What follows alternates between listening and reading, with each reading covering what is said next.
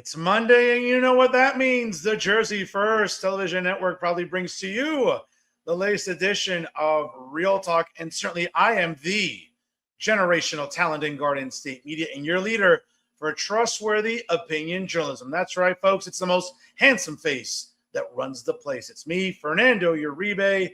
Once again, happy Monday. Appreciate you all making this a part of your Monday night viewing. And certainly on this, the 24th of August, 2026, it's just moving right along, ladies and gentlemen. The summer's almost over, but we're never taking a break here on the best 60-plus minutes of analysis and commentary on everything concerning New Jersey politics and more. You can always rely on Real Talk here on Jersey First TV. And if you've not done so already, folks, again, it takes 5 seconds to show your support for fearless independent media right here by always liking us on Facebook. Of course, follow us on Instagram and X. And of course, if you haven't done so already, please subscribe to Jersey First on our YouTube channel.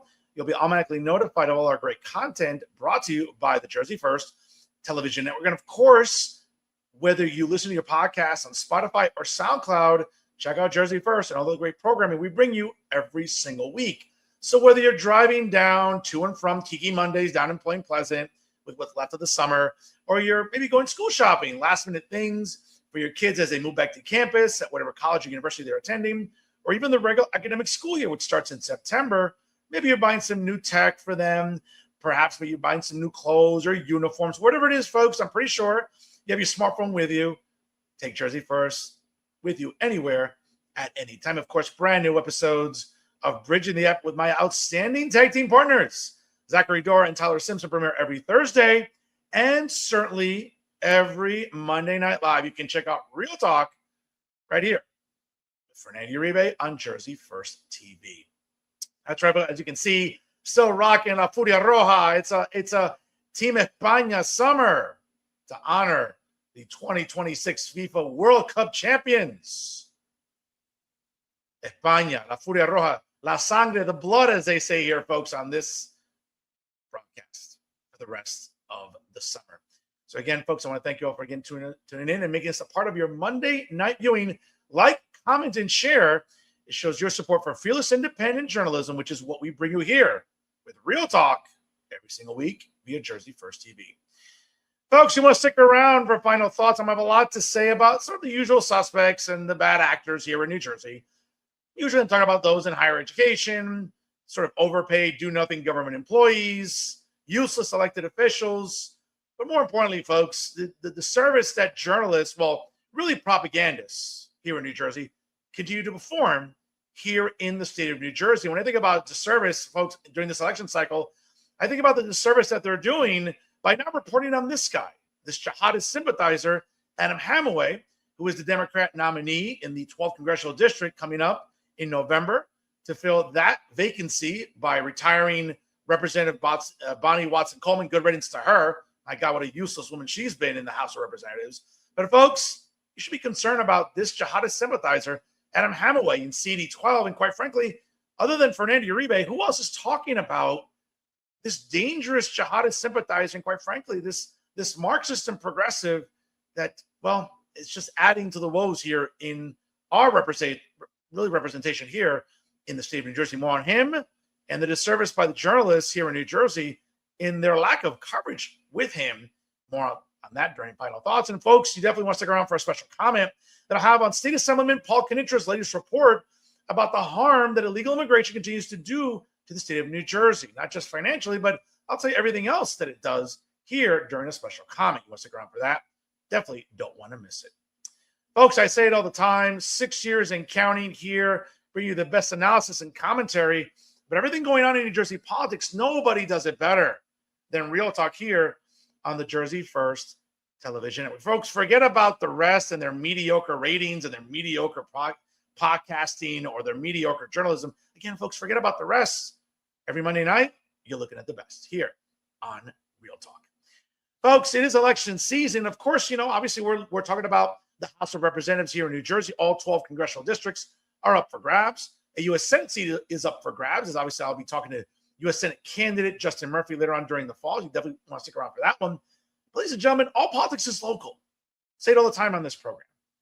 Obviously, there are many municipal races and county races they're definitely worth keeping an eye on here during this cycle. And I'll tell you right now, Burlington County has been on my radar for quite some time. And let's talk to one of the better candidates running in Burlington County, one of the commissioner seats there down south in South Jersey. Folks, he is Burlington County Commissioner candidate Joe Abegg, and he joins us live right now on Real Talk. Joe, welcome. How are you, sir? I'm doing good. How you doing, Fernando? Good to see you, man. Thanks again for coming on here. And folks, if you're not familiar with this great American running for a commissioner seat in Burlington County, let me just give you a little bit of a synopsis here about Joe's great credentials here. Obviously, he is a colonel and a longtime New Jersey resident, certainly a father to 6 children and a grandfather of 4. Joe, man, you don't look a day over 40. So what the hell? Were you having kids at 10? Like, what's going on here, brother? My goodness. But your remarkable career began as a CAP cadet, where you earned Ranger Expert Honors with the Illinois Wing Ranger School, and you did graduate from the original National Blue Beret program. Obviously, you advanced quickly, and certainly for more than 5 decades of CAP service, Abegg rose through the ranks with extensive leadership experience. He has served 3 times as a squadron commander, certainly serving our country here as the group commander and the New Jersey Wing Commander. Certainly a lot of great credentials here for you, Joe. Welcome to the show. Obviously, thank you for your service. And as I ask any candidate that wants to throw their name into the ring, it's laborious, it's exhausting. But the first question I would argue is, why are you running for commissioner in Burlington County? Well, I'm double retired from the Air Force and also from the airlines. I finished up 17 years as a captain at United Airlines. When you turn 65, they kick you out in the United States. So you can't be an airline pilot anymore. So I just thought I needed to make a difference. I needed to get in the fight, get in the arena, like Teddy Roosevelt said. And somebody's got to make a difference. The solution isn't to just move out of New Jersey. Some people have to, make the sacrifice and get in the fight to try to stop the mindless overspending. So it became obvious to me. I was sent to some of the county commissioner meetings, and I was amazed. All Democrats running the county commissioner meeting, they don't even read what they're voting on. $400 million budget, $300 million in debt and diving, and they don't even care. They admit that they don't even read what they're voting on. And our people, we the people, deserve better. And it's time to get in the fight. Myself, James Melton, former Navy, retired police officer, and Dale McPeak, retired physical therapist. She's running for surrogate. We're all 3 of us are retired, and it's like we're not going to run away. We're going to try to fix the problems. I've gone on record. I'm not going to take a salary. If they force me to take a salary, I'm going to give the money to a nonprofit, particularly something to help our nation's youth, because we have too many young men and women out there who are going astray, and we need to get them on the right track. That's really noble, Joe. And again, I appreciate your service to our country, and certainly, your service to our community for sure. More on the rest of your ticket later. I just spoke to surrogate candidate Dale McPeak on this show last week. Obviously, I'll be talking to your county commissioner running mate, James Melton, in early September. So, folks, you want to mark that on your calendars, of course, here on Real Talk via Jersey First TV. But, Joe, it boggles my mind because, obviously, during this election cycle, and we'll talk later, I mean, you're running as a Republican in a county where there are pockets of the county itself that are as red as your shirt. Obviously, where I live in Hudson County, as you know, it is as blue as Windex. So having run for state assembly many years ago, I know how difficult, if almost nearly impossible, the feat it is to run here. But that's not the case in Burlington County. Yes, there are many pockets that are blue, but there are many municipalities that are red. It is a county race. But more specifically, obviously, I know you've mentioned that you've been attending county commissioner meetings, obviously, and it's really demoralizing when they're just sitting there and don't even read through the budget. They're just like a lot of typical, liberal Democrats in New Jersey, tax, spend. I mean, it's like, it seems like the budget in Burlington County, or any county commissioner meeting for that matter, I mean, it's getting bigger than Chris Christie's waistline, and that's kind of alarming. But, in any event, we think about at the county level, again, I'm, not just as a journalist, but I'm also an academic. I've taught higher education. I've taught about political science and municipal government and county government. Obviously, for those who aren't aware, folks, county commissioners were once known as freeholders. And obviously, they're the ones that help design the budget for the county when it comes to repairing county roads, when it comes to contributing to county schools, whether it's the schools of technology or other high schools that say that are involved at the county level, funding the sheriff's department in particular counties, things of that nature. But specifically, though, Joe, what concerns you, other than just the fact that maybe some of the current commissioners can't read? I mean, that's alarming in itself. But what is it specifically that you've noticed looking at the budgets over the years, or some of these amendments that they're passing? What really concerns you presently about what's going on in Burlington County?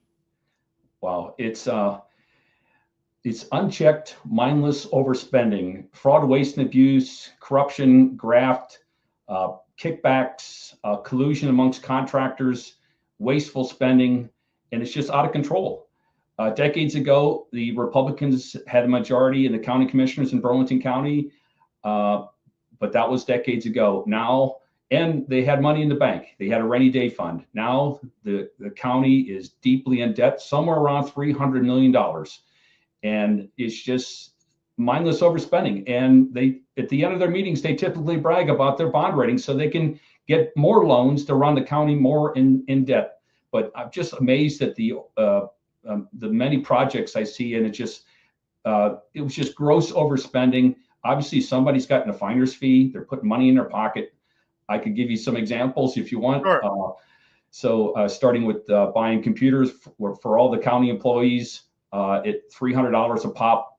And then for that's, as I would think, that's a 400 or 500% markup when you're buying that many.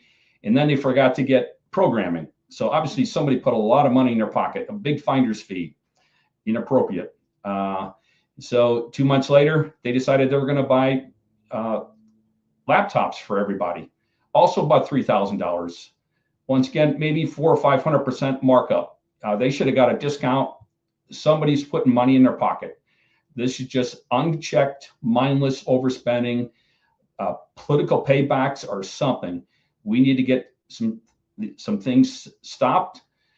We have two big plans. We're going to start in January once we're sworn in. One is we're going to start a Doge committee, or by whatever term you want to call it. And it could be bipartisan. I want to get the smartest people, the subject matter experts on different things, on civil engineering, on finance, on whatever. So we have people looking at these resolutions that are going up for a vote and going through them with a fine-tooth comb. You know, people that are smarter than me on this committee, and it could be from any political background. You know, what I want to do is not who's right, it's what's right. And let's get to the bottom of this overspending and let's get it fixed. So that's our first big project. The next thing is we need to come up with a plan to get the county out of debt. So, you know, I know the United States is $40 trillion in debt. The county's roughly, $300 million in debt. We need to come up with a plan where we're going to get the county out of debt. It's going to take years. They just built a building for basically a homeless shelter in West Hampton, New Jersey, and they forgot to tell the town council that they were building it.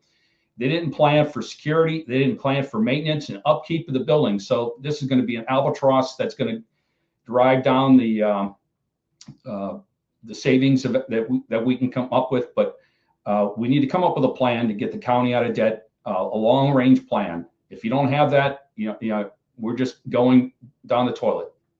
Now, Joe, let me ask you this, because I know, for example, up here in Hudson County, there are 9 commissioners, and it's interesting for the smallest, most densely populated county, not just in New Jersey, but in the country, perhaps. I mean, there are 9 county commissioners. In Burlington County, for our viewers at home that are not familiar with the makeup in Burlington County, how many commissioners are there on the, obviously there in the body itself, and how many seats are up for grabs this November? There's 5 current sitting county commissioners. They're all Democrats. They've had monopoly control for over 10 years. Wow. 2 of the seats are up for election. I'm not going to diss on anybody. I don't want to go negative. I want to be all positive, but I look at the candidates and like, are you kidding me? And none of the people on the board are veterans. So James Melton and I are going to bring the veteran perspective. We have the largest military complex in the East Coast of the United States, the Joint Base McGuire Lakehurst. 3/4 of it is in Burlington County. And probably 90% of those people that work on the base. Over 41,000 people live in Burlington County. So they need some representation instead of just eyewash of the Democratic county commissioners showing up, shaking hands, and kissing babies. They needed somebody to take care of the veterans and take care of the people that are actually out at the base and support them. So we need legitimate representation. Listen, no doubt for that. And folks, if you just joined us live right now, it takes 5 seconds to do so. Like, comment, and share today's episode with me.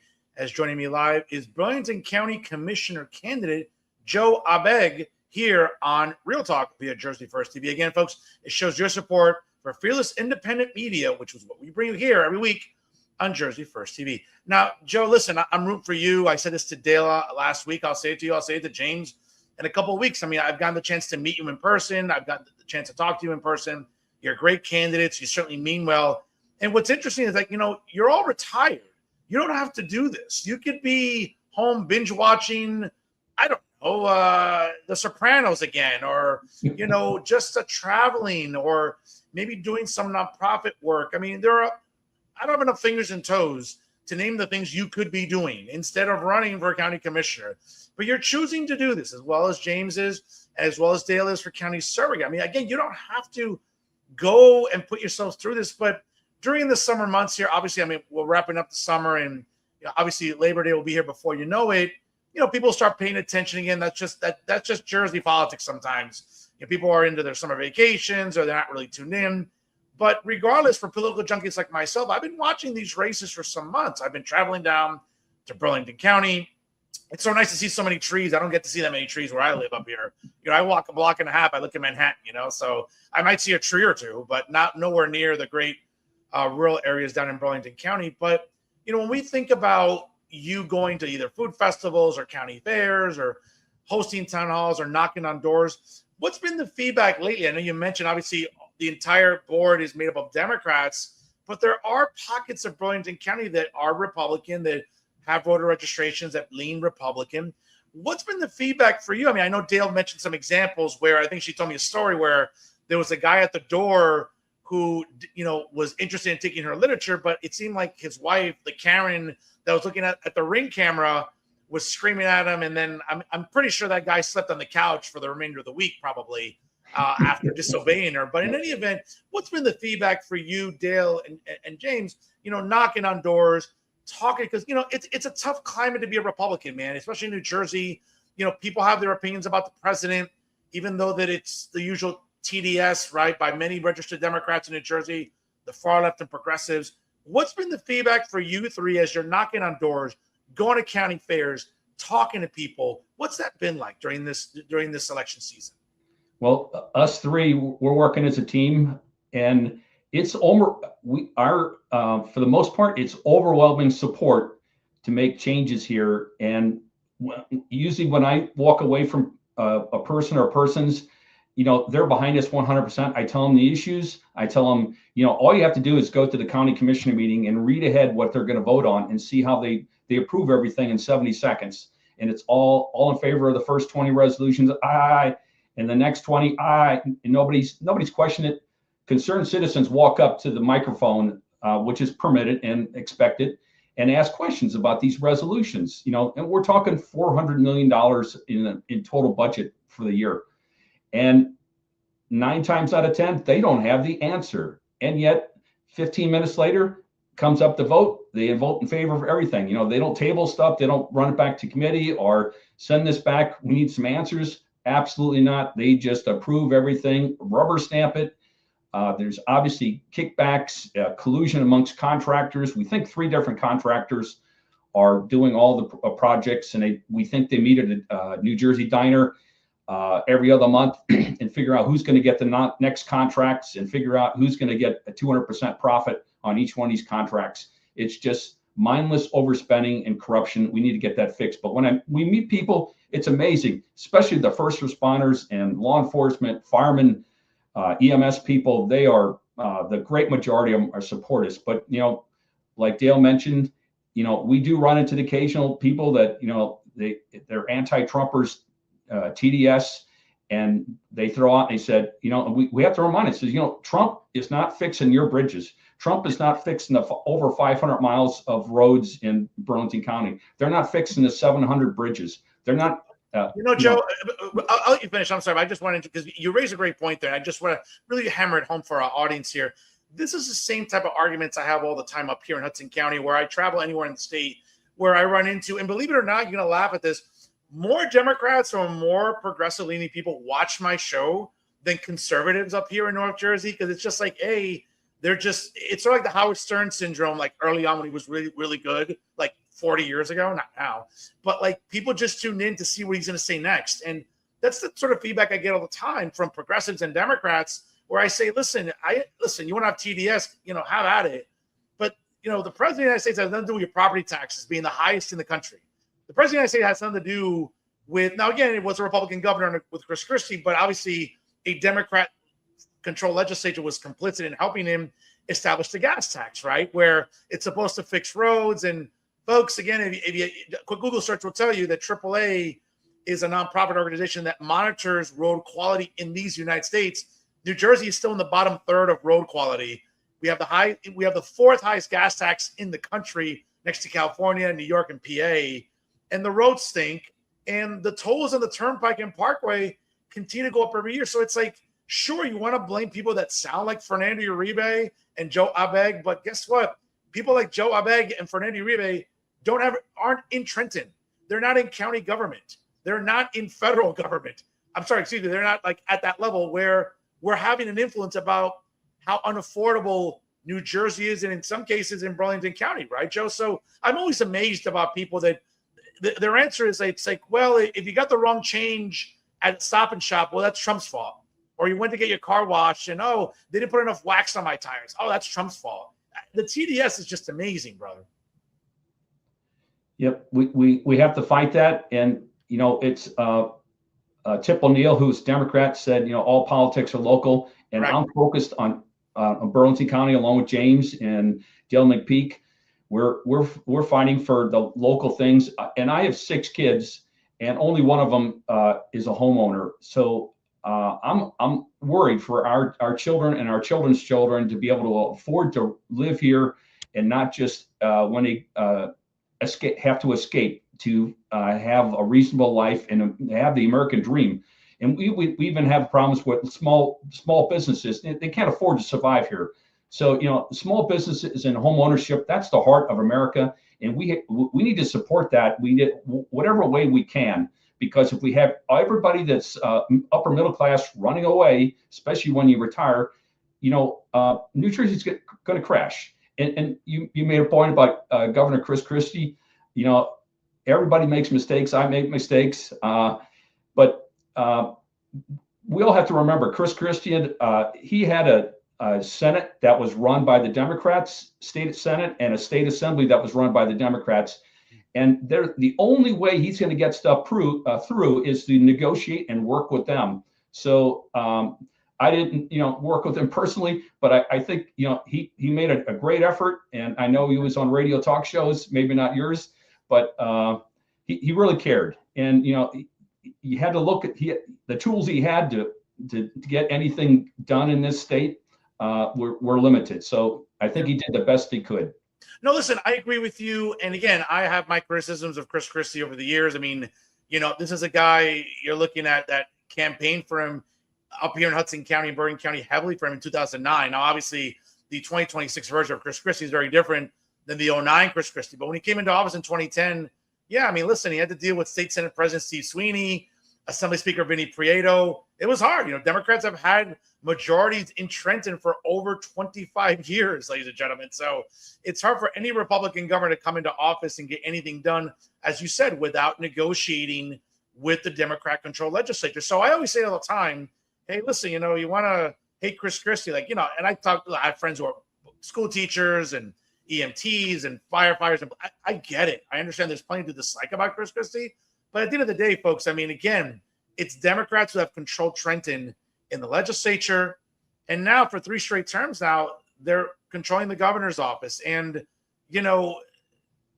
Joe, especially whether it's Burlington or Mercer or Hudson or Bergen or Morris, you name it, the same problems resonate for residents, as we were alluding to, property taxes, spending at the county level, because they're getting money from Trenton. Obviously, county executives go to Trenton, have to negotiate with this new governor. And I can tell you, up here in Hudson County, the county executive, who also coincidentally is the chairman of the Democrat Party in Hudson County, I mean, it wasn't an easy task for him to go to Trenton and try to bring money back to the county. It just isn't, not just for him, nearby in Bergen County, County Executive Tedesco, et cetera, et cetera. So, at the end of the day, I always think about, to your point, all politics is local. And it's up to residents like yourself and James, for example, that are going to try to win county commissioner seats. Now, as you mentioned, there are 5 seats. Should you guys win, and I think you will. I'm actually pretty confident you will. You're still not going to be in the majority, but at least, my goodness, maybe some checks and balances. Amen. Is that fair to say? Amen. Just that, in the fact that when we see resolutions come across, we'll be on the bully pulpit, and we can do point of orders and say, this looks obscenely overpriced. Let me take a look at who put the bids in and who got selected for the bids and why. We need to have those checks and balances. As you said, at the State House in Trenton, there is no checks and balances. It's just a flood in the wrong direction buying votes. And we see that in Burlington County. At least if we have 2 out of the 5 county commissioners on that board, we'll be able to raise questions and stop the mindless overspending. And they'll be accountable, because we're going to point out, like, why are we doing this? Don't we have other things that need to be funded? And our schools are hurting because the S2 school funding formula coming down from Trenton, it's hurting us. We got overdevelopment everywhere you look. There's warehouses.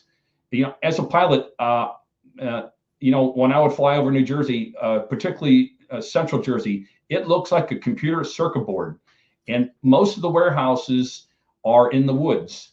And if you look at a circuit board, they have these little microchips, and it's surrounded by a green board. Yeah. That's what New Jersey looks like. And most of the people don't know how many these warehouses are in New Jersey.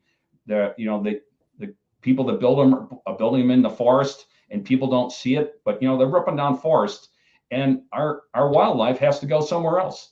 And so, well, it's interesting that you mentioned that, because I think we're getting to a level. Listen, up here in Hudson County, it's a developer's wet dream. There any square inch possible, Joe. Listen, I have the skyline of Manhattan a block and a half from my house. So, the skyline doesn't look the same. The waterfront doesn't look the same. A lot of densely populated municipalities up here in Hudson County, we're seeing like brand new, expensive rental buildings, right? We're talking about rents for like $3,000. That's just mind-boggling. Obviously, Burlington County is close to Philly, and certainly, that's also expensive, right? For those that maybe have to commute to Philly to work. Obviously, living in Burlington or Gloucester County or Camden County is much more affordable and reasonable. But you're absolutely right. It might get to a point, though, Joe, where the legislature might have to rename it from the Garden State to the Warehouse State, because that's what it's going to look like in just a few years. So I'm with you on that for sure. Getting back to your platform along with Mr. Melton, obviously, should you take office in January, I'm thinking you will, so I don't want to jinx you. But I have a really good feeling about your campaign, along with Dale as the county surrogate. You did mention it's sort of a county Doge type of project. What else would you like to tackle should you and James be successful in becoming county commissioners and taking office in January? Well, the big thing that's hurting most people, and some of the things we won't be able to affect, like the utility rates, but the property taxes is what's hitting a lot of people. And people that rent or own a home, a lot of times, if they're not writing the bills, the mortgage payment or the rent, they don't realize that roughly 20 to 25% of their check is going for property taxes. And it's just going up every year. I don't think there's a single one of the 40 municipalities in Burlington County that the property taxes aren't going up again, when they should be going down. When we're building all these warehouses, there should be revenue coming in from those warehouses, but more likely there's not, because they get a excuse for not paying taxes for a number of years. So and if the warehouse is not successful, the company can just call it bankrupt and let it go. They made enough money, they didn't pay any taxes, and now the local community has an albatross that they have to take care of. But the property taxes and maintaining, we have 4 colleges, 2 libraries, 13 parks, over 500 miles of roads, 700 bridges, and I think 600 culverts, like mini bridges that the county has to maintain. There's like 7 locations where we have roads and grounds equipment, and we need to support those people. So, but the property taxes is primarily because of the keep going up because of the overspending that's going at the county level. So we need to focus on that with some kind of Doge committee starting in January for people to actually, people that are smarter than me in different areas. They can look at this, raise a red flag, and we can investigate and try to get a legitimate price and expenditures for different things, and then come up with a plan. Because I think we're paying about $50 million a year servicing the debt in Burlington County alone. So that's hurting people. So we need to stop that. There's no reason for this. There's a lot of industries down here. There with a lot of professionals, and a lot of people are, they can't retire down here, and it's just unaffordable for the majority of people, and primarily for our children and our children's children. There'll be no hope if this just keeps going. And now, all these low-income housing and housing developments that are going in, the overdevelopment, you can't drive 2 miles without seeing another 3 or 5 story monolith going up. And you think, where are all the people coming from? But I'm told they're coming from New York City, because there's Democrats up there, God bless them. They're trying to escape socialism. Now they're coming down here, and they're going to bring their ideas down here, and we're going to have to accept that. And hopefully we can turn them and get them to be fiscally responsible and get some checks and balances and save the county. Absolutely. And Joe, isn't it interesting that when you see homeowners, commuters, whatever, move from, let's say, deep blue areas, and they just want to move away from there, and they go to somewhere that maybe a little red or purple, they'll come down and they'll just think, oh, let me just keep voting blue because it was so great the first time for me up north somewhere. Let me just try to make it bluer down by me now. It's didn't Einstein once say that the definition of insanity is doing the same thing over and over again, expecting a different result? Well, I'm not sure if it's insanity or stupidity, but I mean, Einstein was definitely onto something for sure. Folks, if you just joined us live right now, please like, comment, and share today's episode. Joining me live right now is Burlington County Commissioner candidate Joe Abegg here on Real Talk, folks. It really helps the algorithm, and it really helps the show grow and shows your support for fearless independent media, which is what we bring you here on Jersey First TV.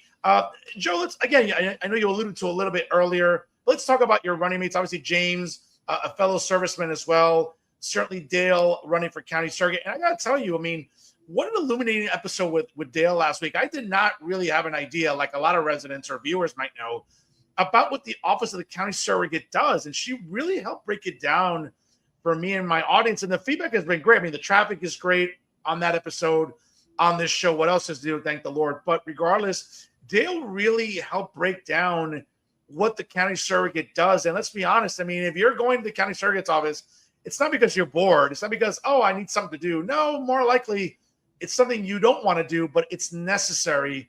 And her ideas were really innovative. I didn't realize how antiquated the Office of the County Surrogate is down in Burlington County. But, her ideas are fresh. They're new. And, when you met with Dale for the first time, you and James started collaborating as a ticket together. What stood out about Dale and her candidacy for you with this ticket? Well, Dale, James, and I, we joke that we call ourselves the Mod Squad. If you remember that TV series, that's a great and a good movie too. Yeah, no, I remember. Yeah, yeah. So we're kind of the odd couple, the triplets, but we are so passionate, and Dale just, she's probably the most passionate of all. But she just sees the trauma that people go through when they show up at the county building, and they have to bring in a whole bunch of antiquated paperwork when it could all be done on a computer, and without hiring a lawyer to go down there and work through the mess of paperwork. But just a passion to help people when they are seriously hurting. There's a death in the family, or there's an adoption, or they're trying to get their car registered and nobody can find the title. And the surrogate can make miracles happen and lower people's blood pressure. And, she's the right person for that job because she just has the passion for the people. She's in a retirement community, and, she is just the greatest person. And, you just hear her talk, the emotion and how much she wants to help the people. And that's what the job of surrogate is. And I personally didn't realize what they were, but, while, it reminds me that I need to make a living will or update my will. And because, if we get hit by a beer truck next week, my wife and I, our children are going to have to scramble and find all this stuff. But the surrogate can make miracles happen and stop all the mental anguish that people go through when they're already at the lowest point in their life. When they have to go down there and have a major problem in their life, and now they have to pay money for a lawyer to go down there and do what can be done online in a county that's in the 21st century. So we love Dale and James. We're what a great pair to coming together. So, and like you said, we're all three of us retired. We could be doing other things. I do full-time volunteer work. Not going to mention those organizations because they're bipartisan, but I don't want to jade them. But it's important for people to step in and make a difference. Absolutely. And again, to the point you're making about Dale, and I had a chance to talk with her last week. And folks, if you missed that episode, again, go in the archives there at Fernando Uribe Media via Facebook, of course. Click on the reels and you'll see not just that episode, but all the great episodes here on Real Talk via Jersey First TV and Fernando Uribe Media. Appreciate that.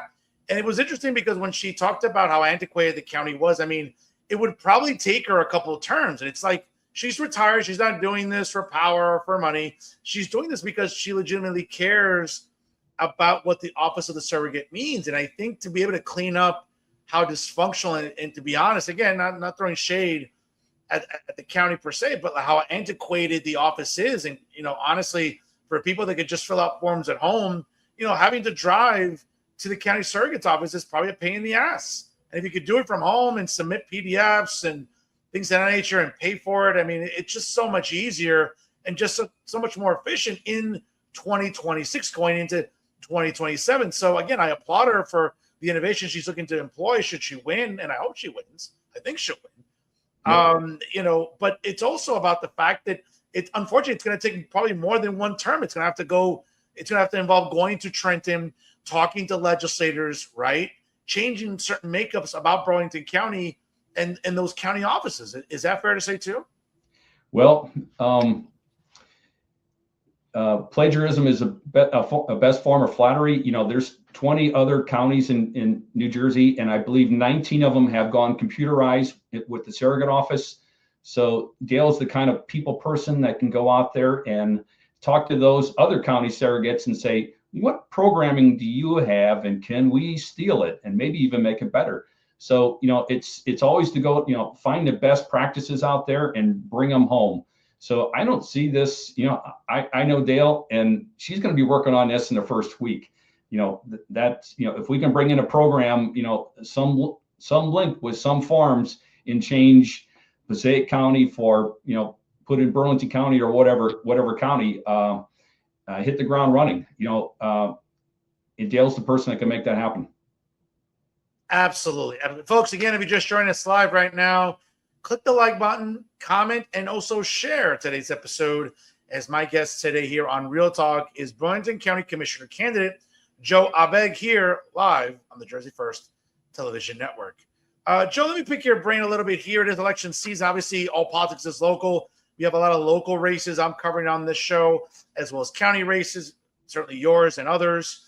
Obviously, I had a chance to meet you a couple weeks ago, all the way down in Burlington County, down in Evesham, New Jersey, where I was moderating the Burlington County Town Hall for U.S. Senate candidate Justin Murphy. I got to say, I'm super jealous of Justin. The best head of hair I've seen on a man since Mitt Romney in his prime. My God, I look at him, I'm just like, can you just, like, whenever he goes to the barber, I just want to be there and collect it in a bag. And if I could just, maybe plant it on my head. My goodness, what a great head of hair. But Joe, but Justin's a great story, Joe. I mean, obviously a fellow serviceman in the Navy, a guy who's an attorney, patriot, has worked in elected government, has great ideas. Certainly, I mean, no one's kidding themselves. It's a really uphill battle for him up against Spartacus coming up in November. But I got to say, though, I'm really happy to see that he'll be on a debate stage live in person against Cory Booker in October, courtesy of my good friend David Wallstein, the editor of the New Jersey Globe. And obviously, it'll be taking place at Rider University. Shout out to my good friend Micah Rasmussen from he's the director of the Uribe-August Institute for New Jersey Politics down there at Rider University.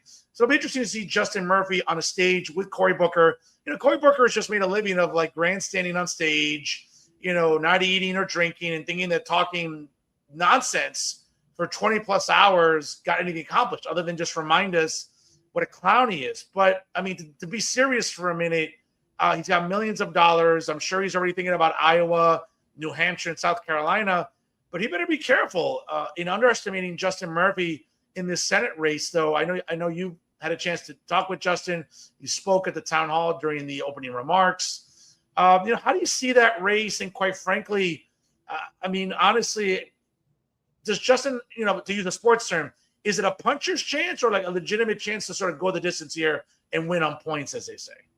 I think if we had those two doing town halls across all 21 counties, I think Justin would in 90% of the counties, Justin's going to walk away with it. He knows the issues. He's ready to go on day one. He is like, I'm amazed. He talks about subjects that I'm like, I didn't even think of that. And he knows it in depth. He's a grassroots, as you said, very handsome. And I'm jealous. He's got that perfect hair. The first time I met him, I don't know, 3 or 4 months ago, like, wow, who's that handsome guy there? And yeah, same thing. I said, I'm like, first, I'm like, I think I'm handsome, but my God, this guy blew me out of the water. And my goodness, I mean, but he's charming, he's articulate, and he's so well researched on the issues. And by the way, again, I've moderated a few town halls already. It's not like Justin's there at a podium with index cards, Joe. I mean, he is just going off the cuff, off his brain.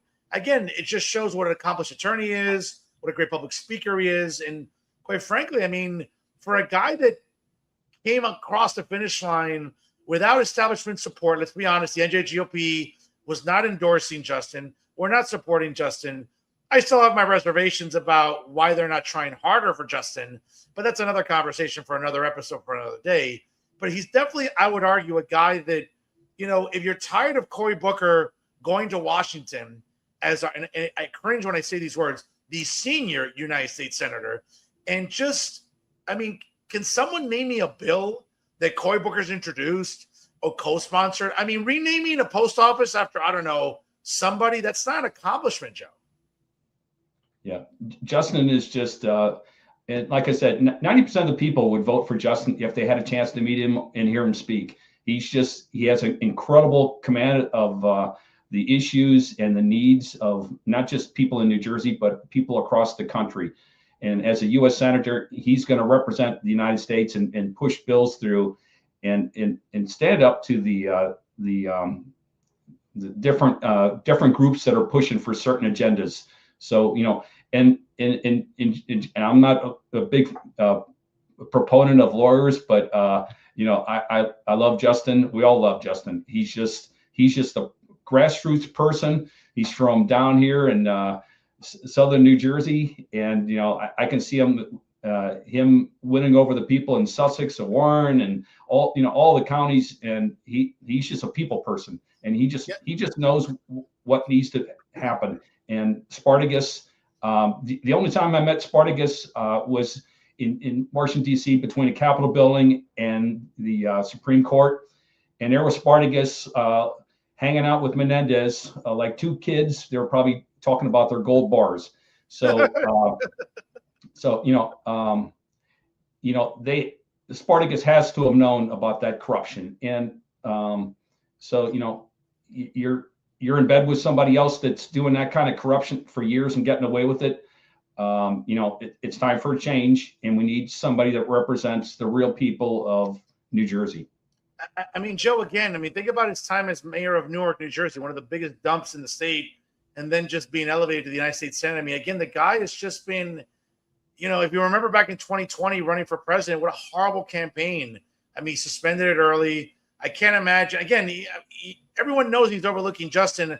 I think that's a mistake for sure. Keep it in Burlington County. Obviously, also the eyes are on the 3rd Congressional District, and Burlington County is a big part of that. Obviously, there are parts of Mercer and Monmouth County that are within the 3rd Congressional District. But Burlington County is a big chunk of it there. And I had a chance to moderate a debate in Burlington County right before the primary in June between the eventual winner, Michael McGuire, fellow serviceman like yourself, obviously a Marine, former New York City police officer. Pretty ballsy this week. I'm sure you probably saw in the news cycle on Twitter and other social media platforms. He went to a Herb Conway town hall and got up there and challenged Herb. I've reached out to his office multiple times. I'm trying to organize a debate in CD3 between the representative and the challenger, to no response yet. Credit Mike McGuire for going up there and kind of getting Herb's face. And, and I've said this for months now. I talked about it with David Wallstein on this show. I talked about Micah Rasmussen. I talked about with Brent Johnson from NJ Advanced Media. Of all the 9 establishment and incumbent Democrats in the House, I would argue, Joe, that the most vulnerable is the freshman representative. That's Herb Conway in CD3. Horrible record to run on. When people talk about why New Jersey's unaffordable, this bum was in Trenton for how many years? And so when you think about why New Jersey's unaffordable, you can thank people like Herb Conway, who was a legislator in Trenton for decades. And now, he's a representative there in the 3rd Congressional District. I would argue that of anyone that's ripe to get picked off, and I get the Democrats are giddy during the cycle. They feel the winds to their back and, everyone hates Republicans and Trump. And again, let's pump up the brakes here a little bit. I would argue that Herb Conway is the most vulnerable of the 9 Democrats running for re-election. Is that fair to say? I would think so. I saw that podcast or video of that little interaction with our next Congressman, Michael McGuire, and I missed the first maybe 30 seconds was cut off. And I'm going to assume that the sitting congressperson, this junior person who's going to be retiring from the office shortly, he didn't even know who Michael McGuire was, because he's so self-confident that he's going to win. And the people in the audience didn't know who Michael McGuire was. They probably wouldn't have let him in the door. But for him not to agree to a debate, I'm like, come on, we the people elect this. This is the constitutional democracy, and we elect the people that are going to represent us. And if you're not going to let us, the candidates aren't going to debate or be open for debate, that's not serving the people who get to vote. So, Michael McGuire, God bless him, former police officer, former, I think he was in the Navy too, but current Marine, and he's got this giant joint base right in his district. Yeah. So, I would hope. And mind you, in CD3, I mean, there's 38 municipalities in Burlington County. So that's the bulk of the congressional district down there in CD3. So, and I know Michael's making a lot of headway in Burlington County, certainly parts of Mercer as well, parts of Monmouth. But again, if you can really galvanize independent voters, right, and as well as Republicans, I mean, and let's be honest, Joe, half the battle is getting Republicans out to vote regardless because of, and listen, we're just learning about the tip of the iceberg about election integrity in New Jersey. They're going to be starting on that, about what we're learning right now. But a lot of Republicans sometimes tend to stay home and not be energized. I mean, this is a cycle where there are good Republican candidates at the federal level, obviously, for a Senate seat, for House seats, right? All 12 of the 12, 9 are controlled by Democrats. There's a lot of great candidates. The ones that I've interviewed on this program, Hillary Hersig down in CD6, Greg Mealy in the 12th Congressional District, as well as others. And, you look at Michael McGuire, again, I'm looking forward to having him coming up in the fall here. I had a chance to moderate the debate between him and his opponent during that primary race. Very, very tough race. He got across the finish line, and he's being, very gutsy here. I mean, what else would you expect from a Marine and an NYPD officer than to take it right to the enemy? And again, credit to Michael. and let's see how it resonates with voters. Because again, Herb Conway, what can he run on? Oh, I don't know, affordability. You've done nothing in your career legislatively at the state level and now at the federal level to even intimate anything about affordability. So it's kind of interesting there for sure. Joe, we're about to wrap up with you shortly. And folks, again, if you just joined us live, our guest tonight here is Burlington County Commissioner candidate Joe Abegg here, joins us live. Of course, I can't say it enough. Like, comment, and share. It shows your support for fearless, independent journalism, which is what you get here on Real Talk via Jersey First TV. Joe, quick lightning round with you because we've gotten to know Joe, the serviceman. We've gotten to know Joe, the volunteer, the dad, the candidate. Let's quick lightning round here about getting to know Joe, the Jersey guy. All right. So a little lightning round here with some topics. And baseball fan, if so, what's your favorite team? Well, I got to admit that I'm not a big sports fan. I played sports. Okay. I used to say 13 months out of the year. I grew up in Southern Illinois, Okay. and I jokingly say I'm all 5 nationalities: hick, Hoosier, hillbilly, redneck, and trailer trash. So, oh wow, funny. Okay. The Air Force sent me here in 1981 to fly those big giant airplanes out of McGuire to the world, as we call it, and I've been here ever since. So when I, like I said, like when I retired, people says, where are you going to move to? You're going to move to Southern Delaware, the Carolinas, Florida, Texas? And I go, my house is paid for, my Jeep's paid for, most of my friends are here, my volunteer work is here, family's here, I'm staying here.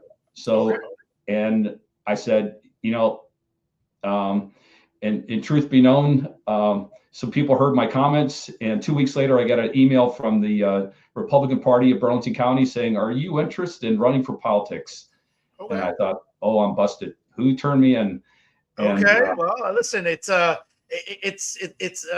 big calling, but obviously you, along with James and Dale, are up to the challenge for sure. So you're not much of a sports fan. Kind of interesting. I'm not sure if you had a chance to watch my episode last week with Dale, but I mean, it was interesting having an Eagle fan and a Dallas Cowboy fan going back and forth a little bit on a program. So it was interesting there for sure. She's a big sports fan. God bless her.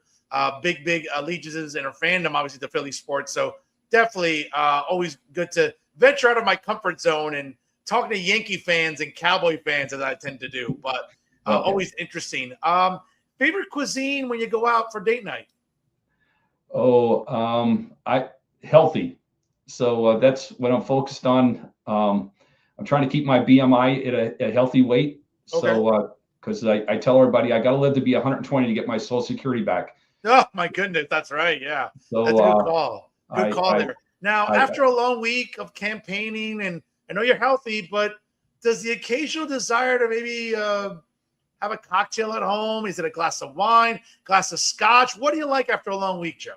I drink red wine, and I heavily dilute it because I come from a long line of alcoholics, and including my dad, who lived his last 12 years in my house, and I just saw the devastation that had on him. So I'll drink red wine, and I'll dilute it with 1/3 ice and 1/3 Diet 7-Up, and I don't know if you could call that a spritzer or something, but I can drink that, and not that I'm still going to drive, but it's that's how I drink wine. Is if I'm going to drink it, it's going to be heavily diluted. So that's one of my only vices.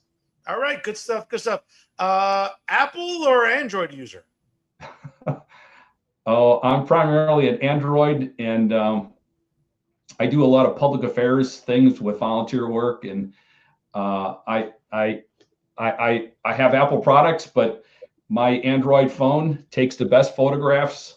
I beat people with multi-$1,000 cameras, and I go, that camera on that Samsung Android phone takes the best photographs. I'm like, it's not me. It's got to be, a higher being or that phone.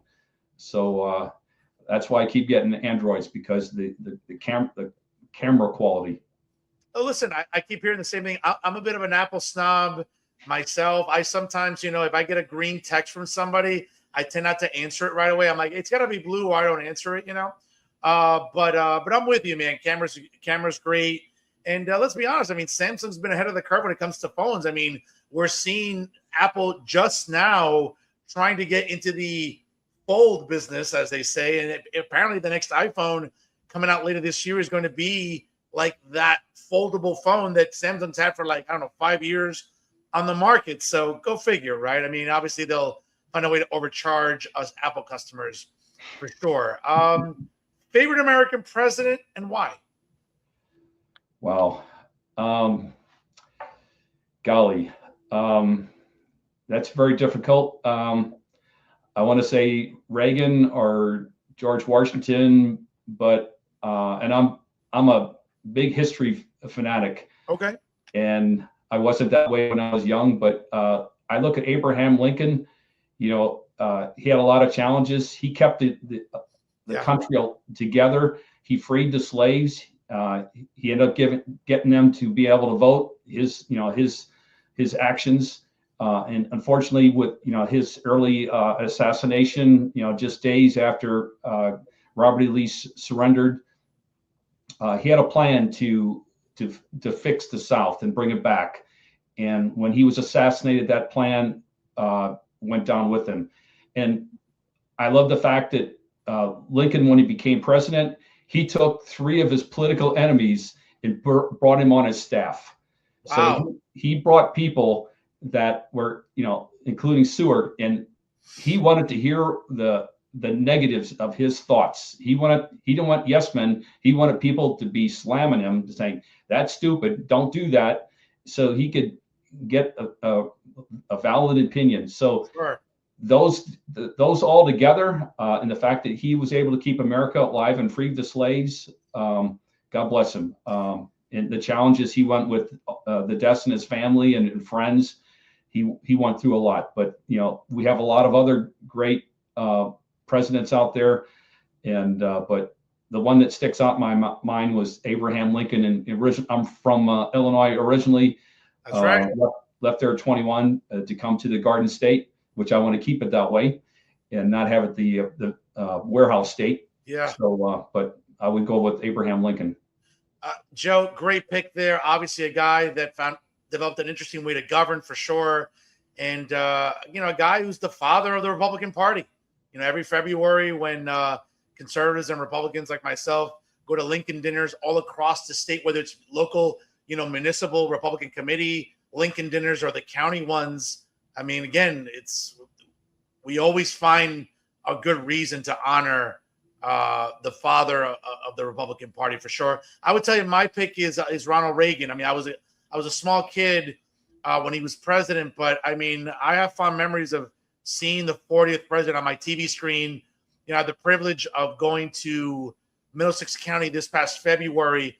Coincidentally, I was invited by the Middlesex County Republican Women's Club to be a speaker at their Reagan Day brunch. And, I've been asked before in other counties, and whenever I can talk about Reagan, I mean, it's, as the son of a Cuban mother who escaped communism, as the son of a Colombian father that escaped poverty. I mean, I know firsthand, knowing the impact that Reagan had on Latin America, and more importantly, on just the demise of communism, where unfortunately we're living in a time where some people are trying to embrace socialism and communism. Yeah, Reagan made sure to let the Soviet Union know that they weren't going to win there for sure during the Cold War. Last one here, you're a dad and a granddad. So Marvel or DC movies in the family? And if so, do you have a favorite comic book character you grew up on? I've seen most of those movies up until 5 years ago, because I would take my children and grandchildren to those movies. Sure. But back on the sports things, I live in a divided house. My wife and one of my sons is, they're with the New York teams, and most of the rest of the family is with Philly. But I'm between a rock and a hard place. And I just try to keep it neutral. I love, sports, but I just don't have time because I do so much volunteer work that I don't have time to focus on that. But I do like to exercise. I've dislocated both my knees twice playing soccer and football and baseball. So that was my life up until the Air Force called me to service. Wow. You've had a really interesting life, Joe, for sure. I do want to thank you for your time today. I really appreciate, again, during this busy campaigning season for you and Dale and James, knocking on doors, going to county festivals, going to town halls, knocking on doors. I really appreciate you taking the time to come on this show. And really, I appreciate your belief in my brand of fearless independent journalism. And I really appreciate your time to talk about your campaign, talk about your outstanding running mates. I'm rooting for all three of you to get across the finish line this November. And I feel you will. You're three great candidates, and it's important to bring refreshing change to Burlington County. And folks, coming up this November, it starts with electing James Melton, Joe Abegg, and Dale McPeak in Burlington County. Three great candidates, really three great people. And certainly that's what you want in government. It starts with these three. So it's important to get them across the finish line this coming November. Again, I want to thank you for your time. I'll give you the last word. Any websites, social media handles, but I'll give you the last word here today on Real Talk. All right. Thank you. The bottom line is New Jersey wide, not just Burlington County, but one party rule pretty much in all 21 counties. We need to have some checks and balances. So a lot of people are not happy, but if we have an opposing voice, in our case, Republicans, to come in and say, stop that, you're overspending, let's come up with a plan, let's get a budget going, let's solve all the problems, and not just rubber stamping everything. So, we have our team down in Burlington County, but Michael McGuire, we need him in here to support our veterans and the folks that are still in uniform. And we need Justin for common sense and not somebody that's going to funnel all the money up to Newark for special projects. But we need to make a change and get New Jersey, make it a wonderful state again. Well said there, folks. Again, and by the way, just websites and social media handles real quick, Joe. Social media sites or? Well, both, yeah. Website and, social media names and for the pages and everything. Oh, I'm pretty much a Facebook person, but that's pretty much all I can handle because of, all the volunteer work I have to get accomplished and try to be a good father and grandparent and a good husband. I just focus on Facebook and just try to keep everything going in the right direction. Oh, good stuff. And again, shout out to the executive director of the Burlington County Republican Party, Alex Bernstein, doing great work there with your campaign and helping candidates all throughout this cycle. Again, Joe, I really want to thank you for your time. Best of luck to you. And again, should you get across the finish line, I want to have you on regularly here. It's sort of a state of Burlington County report. Can you promise me that in 2027? Yes, sir. All right. Good stuff there. Folks, he's Joe Abegg, the Burlington County Commissioner candidate, joining us live here on Real Talk. Once again, folks, check it out.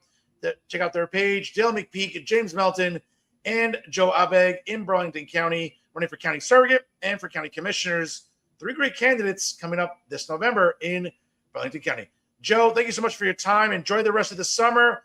Keep hard at, keep working, keep at it, and we'll talk to you soon here on Jersey First TV. Thank you, Fernando. Take care. Have a good one. God bless you. God bless you. Take care, brother. Folks, good stuff there with Joe Abegg, Burlington County Commissioner candidate. Again, you can check it out.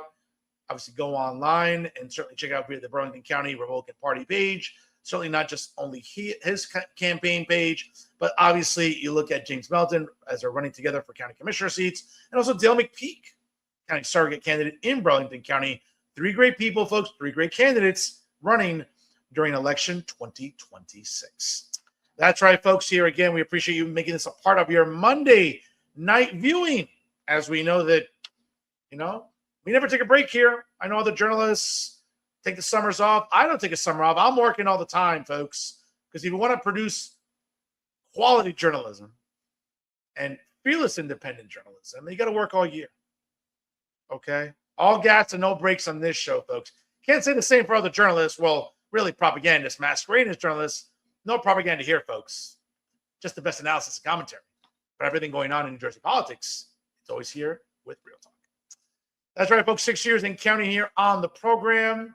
Of course, bring you the best conversations. Again, real guests with real talk, real traffic. Folks, that's what we bring you here on the Jersey First Television Network. Well, you know what time it is. It's time for final thoughts. Folks, I say it all the time here on this program. There is no shortage of bad actors and bad people here in New Jersey, bringing down our political climate, our social climate, you name it. And there's no shortage of people that I love to go after because of how horrible they are. Whether it's in higher education, for example, and over there at Woke State University, over there in Montclair. You have beta males and soy boys like Joe Ameditis from the Center of Cooperative Media. Easily triggered fancy boys. Yes, like Joe Ameditis. Yeah, I have no use for people like that. Oh, overpaid, paper pushing, apple picking, do nothing government employees earning $100,000 a year. Coincidentally, also at Woke State University in Montclair, Maria Rodriguez. You completely useless. Speaking of useless, I can name a few elected officials in New Jersey that, quite frankly, are all about performative politics, but not really helping their constituents. Right? We have state assemblymen up here in Hudson County representing the 32nd Legislative District. The prom queen, Katie Brennan. Okay. You have Robbie Bala, useless.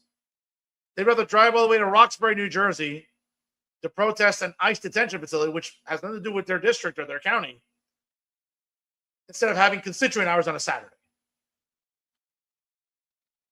Okay. There are other useless elected officials, like Uncle Phil Cohen in Hoboken. Or Joe Quintero, who, by the way, if you ask him, he'll tell you it's happy hour somewhere. So if you ever see Joe Quintero, make sure you lock your liquor cabinets. I don't advise it being open when he's in the vicinity. Or useless activists like Eddie Rosenstein or Caleb Burrell or Patricia Campos Medina or Lauren Albrecht or Amy Torres or Bob Medina or Antoinette Miles. All useless women, including Bob, from useless organizations that unfortunately do get subsidized through taxpayer dollars here in New Jersey, because unfortunately that's what we do. When we give money to just garbage organizations like the New Jersey Alliance for Immigrant Justice, or Make the Road New Jersey, or Garner State Equality, or JC Pride, or the New Jersey Working Families Party. And folks, millions of our taxpayer dollars go to subsidize these garbage organizations. Now, I'm the only one that's ever reported on this because of atrocious journalism here in New Jersey. And speaking of atrocious journalism, well, folks, let's be honest. During an election season when we should be talking about the dangers of electing potentially, and a guy who could be on the precipice of being elected to the House of Representatives, Adam Hamway, the jihadist sympathizer, about him, right? In the 12th Congressional District, who won the Democrat Party's primary this past June, as he'll be taking on Republican candidate Greg Mealy. But during this entire election cycle, when we've come to learn about what a dangerous candidate Adam Hamway is, and the ties that he has to terrorists, or people that go to his watch party on election night, yeah, folks, not a peep from the usual suspects in New Jersey media, whether it's establishment media or, if you want to call them, independent media. The usual suspects, folks, like Uncle Dave, David Cruz up here in Hudson County, who can't seem to hold down a job and is still doing like little Mickey Mouse podcasts with little Mickey Mouse traffic, with little Mickey Mouse shows that nobody watches. And somehow people think, whether it's in government or in communication, that somehow Uncle Dave is a good journalist. Who the F are you kidding? Esto es basura. Complete, unmitigated, utter basura. That's David Cruz. And for a guy that loves to cover statewide politics, not a peep about Adam Hamway or his ties to an Al-Qaeda group from many years ago, which he's never answered for. Or the idea that he'll have radical jihadists like Linda Sarsour. Folks, again, just Google her, Linda Sarsour, S-A-R, S-O-U-R. or a bunch of radicals screaming Allah Akbar during the watch party in June when he won the primary for the Democrat Party. Never once denouncing radical communists and radical jihadist sympathizers like podcaster Hassan Piker.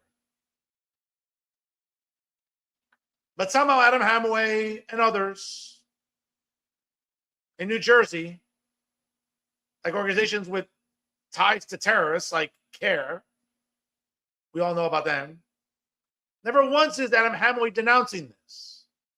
Never once is he having to answer for the fact of working for a nonprofit with ties to Al-Qaeda and ties to a guy who was the mastermind of the original World Trade Center bombing in 1993. Never once did Uncle Dave have one segment on Adam Hamaway. I mean, he's too busy on his phone looking at Uber Eats or Grubhub to see, how many more sandwiches he can stuff down his face. Not one single segment about Adam Hamaway and other clowns in New Jersey media. Folks, there's no shortage. Like Jay Lassiter. Now, I know you may not recognize Jay there. But that is Jay Lassiter. And I know it's tough to recognize him because he has something in his mouth. But then again, when we talk about Jay Lassiter, when doesn't Jay Lassiter have something in his mouth? That's a topic for another day. There's a reason why his quality of life sucks. We'll probably start with that. But again, that's a topic for a different day. Not one peep from Jay Lassiter on the dangers of Adam Hamaway. But we'll call out others for being critical of Islam or Muslims. Yes, because we know Jay Lassiter went to Qatar, Saudi Arabia, Lebanon, the Sudan. Oh, I'm sure they greet, Jay Lassiter with open arms. Please. We know exactly what happened to Jay Lassiter. But he'll sit there and not once criticize a jihadist sympathizer like Adam Hamaway. And somehow he's a journalist. Somehow he keeps every year given the opportunity to publish his little Mickey Mouse rainbow identity power list with Insider NJ. Advocating for identity, nonsense, and pronouns. No one gives a shit about that. I don't. Folks, there is nobody in New Jersey that probably gives less of a shit about identity, nonsense than yours truly. I don't care. It's not important. It just isn't. In the grand scheme of things, it just isn't. It's not about pronouns. It's about property taxes and public safety. Not that he would know anything about that. He doesn't do anything. He doesn't earn any money, doesn't pay any taxes, and he lives off his husband's money. So, expect Jay Lassiter to do any honest reporting? Of course not. He's too busy smoking weed, or, quite frankly, the only pussy around the house that can stand to be near him are his cats. But during this election cycle, other journalists that have failed to do their jobs and talk about Adam Hamaway, like John Van Vliet, the director of operations for Insider NJ. He'll publish little Mickey Mouse power lists and little columns, but never once do you see a critique of a terrorist sympathizer like Adam Hamaway.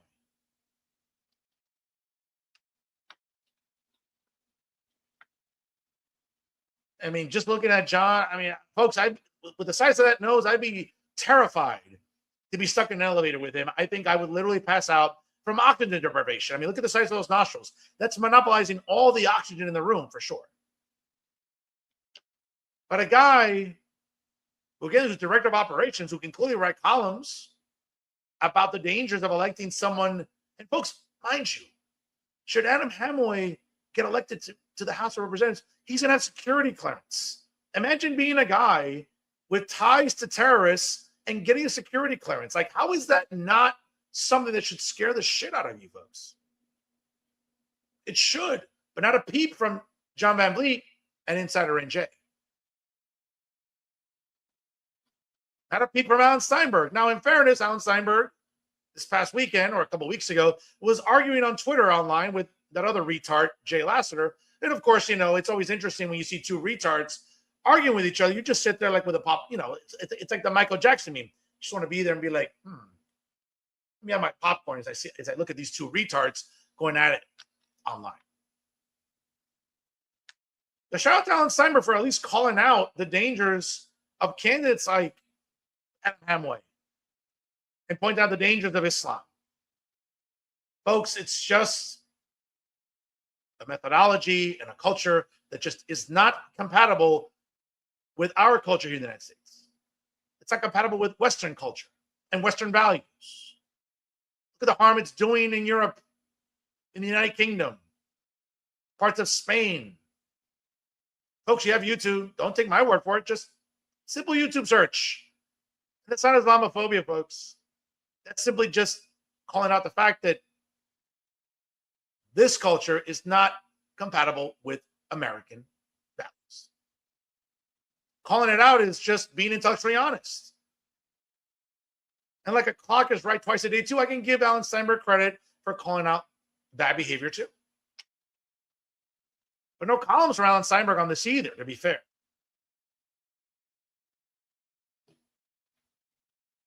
Speaking about lazy journalists, I mean, of course, folks, we have Mac Pizarro. I mean, let's be honest. Does he do any work? It must be nice to be the Graham family to have Efferon money where you're just throwing $100,000 away a year to pay this bum to sit on his ass and do nothing, when we all know that it's Fred Snowflake that really does any of the legitimate work over at Insider NJ. More on Fred Snowflake later. But not one single column to talk about the dangers of Adam Hamway and who he surrounds himself with and who his associations are with. No, not. But when it comes to Trump derangement syndrome and coddling illegals, folks, you can rely on Maxie there to do that. Yeah. He's pretty useless when it comes to anything else. Or Chucky, Charles Style, who now mysteriously after the primary, he wrote like one column. But this entire cycle, you could think that the Chuckster, all 98 years of him, never once is raising a red flag about, or an alarm bell about Hamway. You know who is? Fernando Uribe. And I get it, at the tender age of 98, I don't expect much more in what's left of his life to be intellectually honest, but that's Charles Style. Speaking about retards in journalism, I mean, folks, is there a bigger retard in New Jersey than Matt Friedman? A guy who doesn't even live in New Jersey, lives somewhere in upstate New York. Let's be honest, folks, the only pussy that can stand to be near him are his cats. Certainly can't be his wife. I mean, he can't blame his wife for working double shifts at a bookstore. Who wants to come home to this asshole? Think about that. Who wants to come home and climb on top of this guy? I can't imagine it. A guy who literally lives perpetually erect, talking about marijuana and growing marijuana plants. Folks, I don't read the New Jersey Playbook, and neither should you. If you want to read good morning newsletters, you can read the Morning Monitor from the New Jersey Monitor via its editor, Terrence McDonald, or the Hudson County Review with Hudson County Review editor John Hines, or the Morning Intelligence Briefing via Insider NJ and General Manager Pete Onelia. And I like Pete. We get along now. Love Pete. I don't care for Max Pizarro. He's a lazy bastard. I don't care for Bob Henley. I don't care for the other clowns that they'll give columns to or whatever. But folks, this guy is a special type of retard because this is a guy who is never shy in his social media about giving opinions. Hey, Matt, why don't you give an opinion about Adam Hamway? Don't just do it lately now because it's fashionable. Do it because it's a concern. And for someone who's Jewish, like Matt Friedman, the candidacy of Adam Hamway should scare the shit out of you. But it hasn't. Again, you're too busy rolling up blunts and growing weed to really care. But folks, that is the level of disconnect we have in today's journalism in New Jersey. But thankfully, to the rescue, we have Fred Snowflake, who this past week had a very interesting column where he wrote, Hamway campaign doesn't want the media listening. Check it out on the Insider page, insidernj.com. As he writes, Adam Hamway, the favorite to replace Bonnie Watson-Coleman, God help us, because she's being useless in the House of Representatives, says he wants to hear what CD12 residents are thinking about. Really, Adam? You sure? So he has embarked on a, quote, listening tour in the 4 counties that make up the district: Mercer, Middlesex, Somerset, and Union. The events are advertised on social media. Now, this past week was Middlesex County turn, and a small crowd of about 30 people at most, which, again, folks, it's August. People are on vacations. People maybe aren't tuned into this campaign. So you can't really knock when it comes to a town hall turnout. It happens. We're gathered in a local American Legion hall.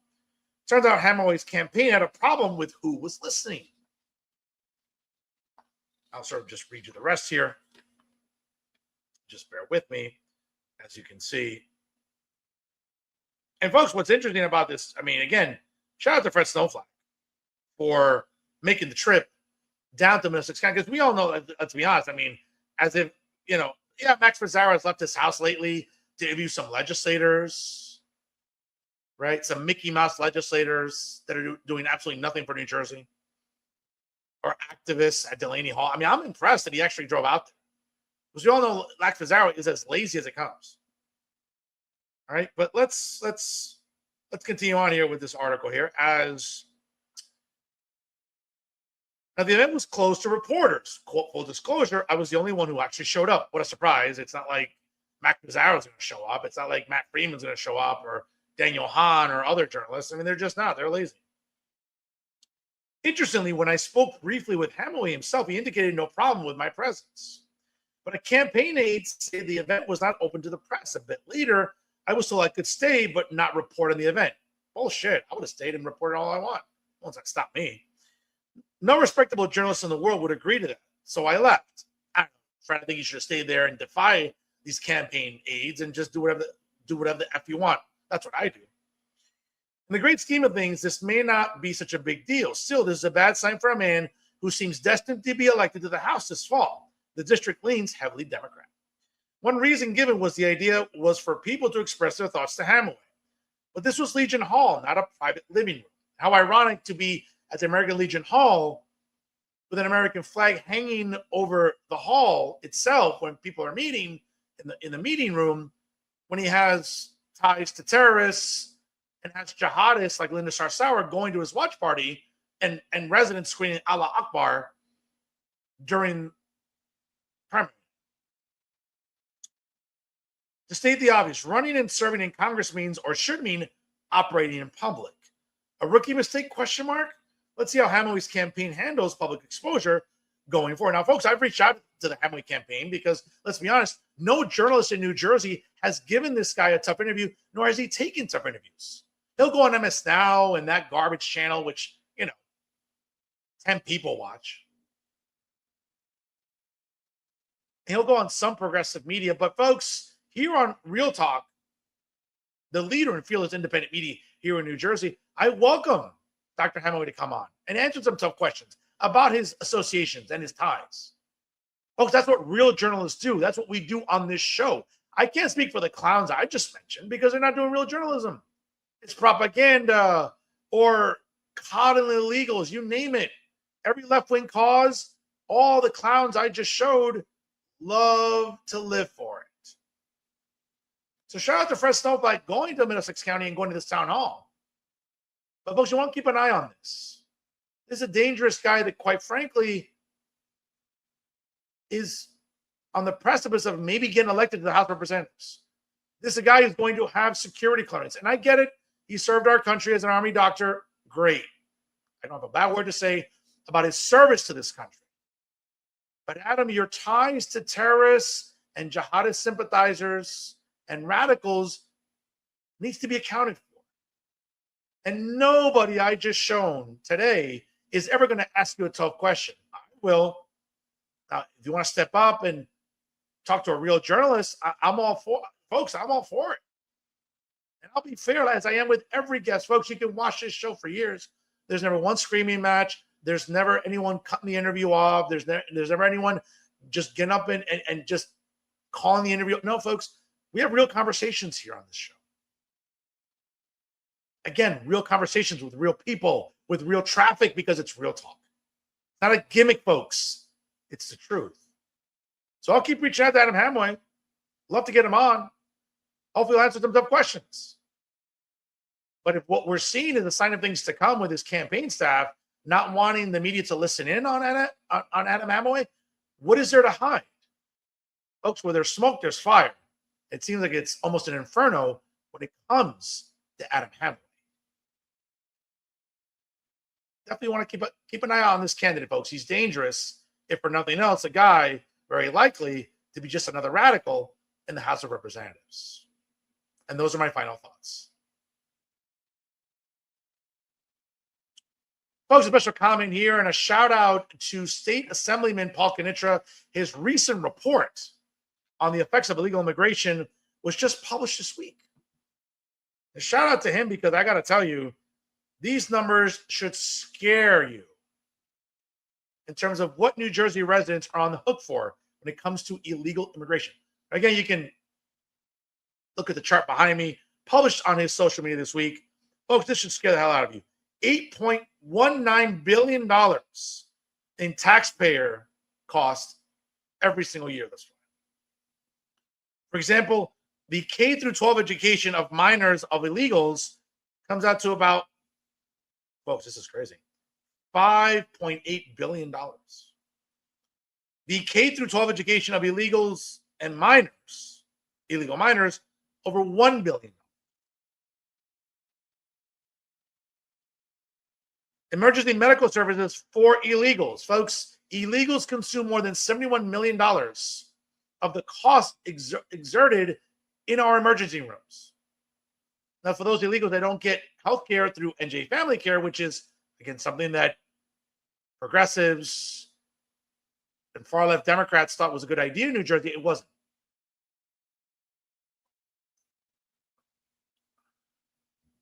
Okay. Paying for legal services, whether it's detaining illegals or deporting them, over $20 million of our taxpayer money goes into a fund to help illegals fight deportation. Food security, whatever the hell that means for illegals. Legal services, again, for unaccompanied minors.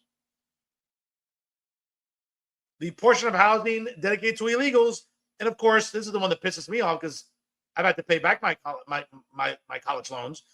College grants granted to illegals in the amount of $3.8 million. In total, folks, roughly $11,000 per illegal at a cost of over $1,700 to every New Jersey worker, and to every household in New Jersey, you're paying an additional $2,000 plus to accommodate and coddle illegals. That's what progressives and all the clowns that I mentioned in New Jersey love to do. Again, as I mentioned before, the Amy Tarzes, Patricia Campos Medina, other useless women like Bob Medina, Kayla Burrell, Lauren Albrecht, Hetty Rosenstein, Antoinette Miles. Folks, these are the terrible humans somehow trying to justify to you and calling people like me bigots and xenophobes or racists and anti-immigrant because I don't want my taxpayer dollars going to coddle illegals. Once again, shout out to State Assemblyman Paul Kinitra for publishing this report. And also the concerns about the amount of illegals in New Jersey with driver's license. Now, again, folks, that goes back to 2019. And that was just a shitty idea all around to give illegals driver's licenses. Because what have we learned in the last few months? That because of that glitch in the Motor Vehicle Commission, illegals that receive driver's licenses are being registered to vote. As you can see the chart there, an astounding number coming out of Hudson County, specifically in Jersey City. And never mind the fact that we keep detaining and thankfully deporting dangerous illegals. Here we go. Here's one that should really annoy you here. On August 9th, ICE arrested Alexis Martinez Rojas, an illegal from Mexico who has pending charges in Jersey City. What else is new? Another sanctuary city in New Jersey for domestic violence, related aggravated assault, terroristic threats, and criminal mischief. He has been detained pending removal proceedings. Wow. A violent Mexican? No way. You're kidding. No way. Here's another one here. Also on August 6th, the arrest of Ahmed Mohammed Abdelrahmani, criminal from Egypt. What a surprise there. A day after an ICE detainer was lodged against him, the Jersey Police Department arrested Abdelrahman for terroristic threats and to threaten imminent death purposely for fear on August the 4th. Folks, these are the dangerous illegals that ICE is getting off our streets, thankfully. This is what I and 77 million other Americans voted for. But don't tell that to Robbie Bala and Katie Brennan or Joe Quintero and Phil Cohen, or Hetty Rosenstein, or Caleb Burrell, or Lauren Albrecht, or Amy Torres, or Antoinette Miles, or Patty Campos Medina, Bob Medina, you name it, folks. There's no shortage of despicable people justifying these costs. You want to talk about like making New Jersey more affordable? Gee, I don't know. Maybe if we weren't spending $8 billion to coddle illegals, yeah, maybe we can redirect that money into better resources. I don't know, for veterans, maybe to readdress the school funding formula, maybe take some of the $8 billion and redirect it to public school districts that need it. So instead of laying off teachers and administrators or anything else, we can take that $8 billion and redirect it towards school districts that need it. Like award-winning school districts that do really well. We keep feeding millions of dollars into shitty school districts and shitty towns like Newark and Trenton and Camden. But somehow, hey, you know, forget about good school districts like Toms River, Union City, Weehawken, West New York, you know, really good school districts that unfortunately are getting shortchanged from Trenton. But don't worry about it. We'll keep giving money to illegals because that's the right thing to do. Folks, if there was ever a reminder about how our priorities are so messed up here in New Jersey, look no further than a State Assemblyman Paul Knitra's report. And by the way, I'm the only one talking about it. I guarantee you. You won't see any of the aforementioned propagandists who masquerade as journalists talking about it. Trust me when I tell you. I'm the only one that's going to talk about it because I'm the only one that really cares about homeowners and taxpayers. Not marijuana, not Grubhub and Uber Eats, okay? Not about having 27 dogs and 10 cats. No one gives a shit about that. Or pronouns. Or identity nonsense. No, folks, I'm the only one talking about real issues here. Kitchen table issues, living room issues that affect taxpayers, homeowners. I'm the one talking about it, folks. Unlike the propagandists I just listed, no, folks, here on this show, we're talking about the issues that matter most to our pockets and to people. Not pronouns, but property taxes, public safety. The issues that matter most to us. We're not the same. Again, you can look at them and it's shitty over there with the rest. Here, you're always dealing with the best. And that's my special comment. Folks, that's our show for this week. Once again, I want to thank Burlington County Commissioner candidate Joe Abegg for joining us here on the broadcast. Again, if you just join us, it takes a few seconds to like, comment, and share tonight's episode. Share with as many people as you can, folks. It really helps us in the algorithm, helps the show grow, and shows your support for fearless independent journalism, which is what you can rely on always here with Real Talk via Jersey First TV. Of course, make sure you like us on Facebook, follow us on Instagram and X, and don't forget to subscribe to us on YouTube. And whether you get your podcast on Spotify or SoundCloud, make sure you favorite it and take Jersey First with you anywhere at any time, whether you're driving to or from Tiki Mondays down in Point Pleasant, whether you're going school shopping for the new tech for your kids as they're moving back to campus, or starting the regular school year in our municipal districts in September. Folks, I can tell you, everyone tunes into Real Talk. The numbers show it. Nothing boosted, no paid ads.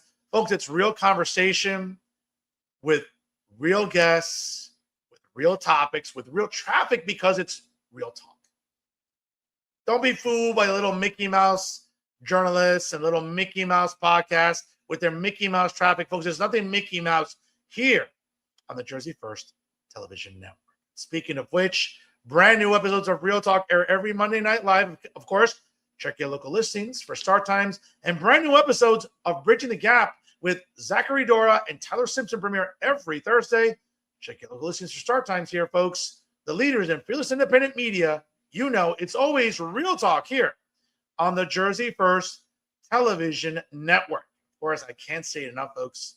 Without all of you, the success of this program would not be possible. 6 years and counting, raising hell, asking questions, having the conversations that matter most to you, my loyal viewing audience, every Monday night. Nobody does it better. Always remember, For the best analysis and commentary about everything going on in New Jersey politics and more, it's always Real Talk here on the Jersey First Television Network. And that's right, I am the generational talent in Garden State Media, and certainly your leader for trustworthy opinion journalism. That's right, folks. It's the most handsome face that runs the place. It's me, Fernando Uribe. Please party responsibly. Thanks for stopping by. Good night. New Brunswick, New Jersey. Stomping grounds as a loyal and dedicated Rutgers alumnus. Pretty good day down there living in New Brunswick there at Rutgers University. Shout out to all my good people down there in New Brunswick. For example, Charlie Carnival, the editor of New Brunswick Today. All the good people down there in New Brunswick, New Jersey. We appreciate you tuning in. Once again, folks, enjoy the rest of your week. Please party responsibly. Always remember, stay classy, everyone.